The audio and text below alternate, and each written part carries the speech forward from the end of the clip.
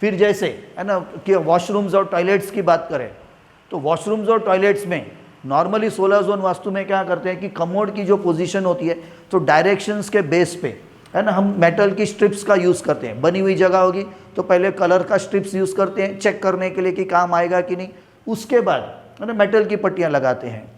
लेकिन हम energy vastu protocol system में कोई मेटल की पट्टी या कोई कलर स्ट्रिप्स का इस्तेमाल नहीं करते। यहाँ तक कि स्प्रिंग स्टड्स या और भी कोई चीज़ें, यहाँ तक कि पिरामिड्स की चीज़ें या और कोई भी, तो स्पेशल हमारे कॉस्मोटोलरिक एनर्जीज़ के है ना चिप्स क्यूब्स वगैरह होते हैं, उसके हम इस्तेमाल करके है ना हम एनर्जीज़ को एक्टिवेट करते हैं। और जहाँ पे हमको एनर्जीज़ को है ना हार्मोनाइज या उसको न्यूट्रलाइज करना होता है या ब्लॉक करना आता है तो उस तरह से करते हैं।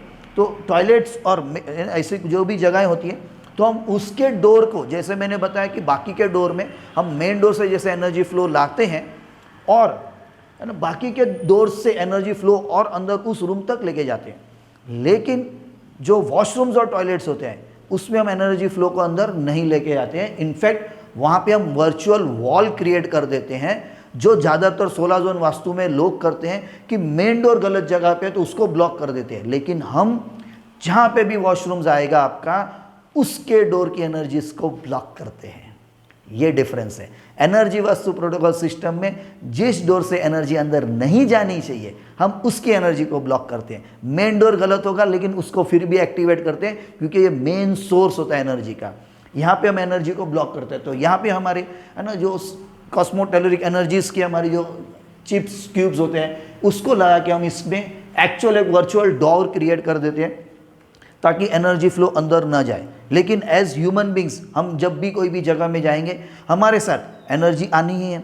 तो इवन वर्चुअल वॉल होने के बावजूद कुछ एनर्जी तो अंदर आएगी, है ना। तो 16 जोन वास्तु में सिर्फ कमोड की पोजीशन को ट्रीट किया जाता है, लेकिन एनर्जी वास्तु प्रोटोकॉल सिस्टम में हम जितने भी ग्रे वाटर ब्लैक वाटर जाने के ड्रेनेज पॉइंट्स होते हैं उन सबको हार्मोनाइज करते हैं। तो यहाँ पे आप जैसे देख रहे हैं कि कमोड का पोजीशन है, उसके अलावा है ना सिंक आएगा, वॉश बेसिन आएगा, तो इन सब की एनर्जीज को हमने यहाँ पे ऑलरेडी है ना इनसाइड हमने वो ट्रीटमेंट वो हार्मोनाइजेशन कर दिया है। और यहाँ की अगर हमें एनर्जी भी चेक करके अगर आपको मैं बताऊँ है ना तो ये ऑलरेडी पॉजिटिव हो चुकी है। यानी अगर यहाँ पे कमोड लग जाता है और इसका इस्तेमाल किया जाएगा तो यहाँ से जो एनर्जी यानी ग्रे वाटर ब्लैक वाटर के माध्यम से जो एनर्जी फ्लो जाएगा, लेकिन वो एनर्जी फ्लो रिप्लेनिश हो जाएगा। यानी कि इस घर की ओवरऑल ऊर्जा ओवरऑल जो एनर्जी है वो उतनी ही रहेगी। 100% अगर हम कर पाते हैं तो 100% रहेगी। अगर कहीं कहीं पे बनी हुई जगहों में मे बी 40%, 50%, 60%, 80% तक हम एनर्जी लेके जा पाते हैं तो वो बने उतना 5 साल बाद, 10 साल बाद, 15 साल बाद, 20 साल बाद भी उतनी ही रहती है। अनलेस अनटिल है ना कोई क्लाइंट उसको डिस्टर्ब ना करे। समझो रेनोवेशन के कारण कहीं डिस्टर्ब हो गए, जो भी इंस्टॉलेशन हमने किया है, या निकल गया या खराब हो गया, जो होता नहीं है अपने आप से, है ना, तो वो एनर्जीज उस जगह पे जैसे हमने काफ़ी बार चेक की है तो उतनी ही रहती है, 5-10% प्लस माइनस होती है।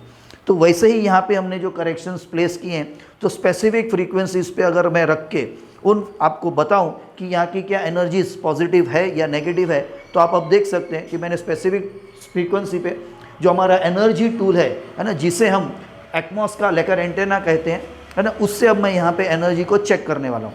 और वैसे ही यहाँ पे है ना जितने भी फ्लोर्स पे यहाँ पे जैसे वॉशरूम्स और टॉयलेट्स बने हुए हैं, वॉश बेसिन्स या जो भी, उनकी हार्मोनाइजेशंस हमने ऑलरेडी की हुई है। तो यहाँ पे आप स्पेसिफिक देखेंगे तो पूरा 100% मुझे पॉजिटिव मिल रहा है। जबकि ओवरऑल अभी बिल्डिंग में काफ़ी हमें करेक्शंस करने बाकी है क्योंकि बिल्डिंग का काम शुरू है, तो वहाँ पे मुझे मैक्सिमम एनर्जी आज की तारीख में अराउंड 40-60% प्लस मिल रही है ना, जैसा आपने मेरे और भी वीडियोज़ में देखा होगा। तो लेकिन यहाँ पे ये पर्टिकुलर पार्ट में मुझे 100% मिलेगी। क्यों? क्योंकि यहाँ पे पूरा हमने ट्रीटमेंट हार्मोनाइजेशन जो हमारे सिस्टम से है एनर्जी वास्तु का वो हमने किया हुआ है।